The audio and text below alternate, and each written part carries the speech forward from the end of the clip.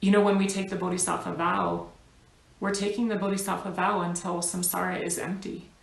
You know, it's not just, I have this thought to help someone right now, and then it's finished. When we take sentient beings on our shoulders, when we take the Bodhisattva vow and we say, I'm going to carry them all with me, you know, this is a commitment. And, you know, in fact, that image, I think, can really help us to understand why generating bodhicitta and then taking the Bodhisattva vow is such a serious thing. You know, this is a promise that we're making. Whether or not we think that the promise is accountable to anyone doesn't really matter. In our own mind, you know, this is the path that we've decided to take and the way that we've decided to go. When we really think about what it means to do that for every single sentient being, it is such a vast and huge motivation. And, you know, I think it is a very big commitment.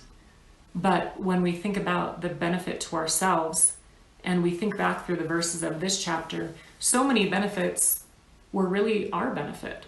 You know, it talked about bringing joy and dispelling the suffering of sentient beings, but really we brought ourselves joy and we dispelled our own suffering.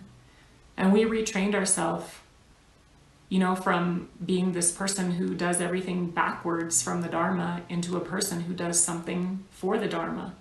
And when we generated bodhicitta, we accumulated our own huge wave of merit that's going to push us forward so that we can take all of our negative karma onto the path with us and not get, you know, sort of distracted or pushed off the path. So many benefits in bodhicitta, but the biggest benefit, you know, that I can really think of is the benefit to myself.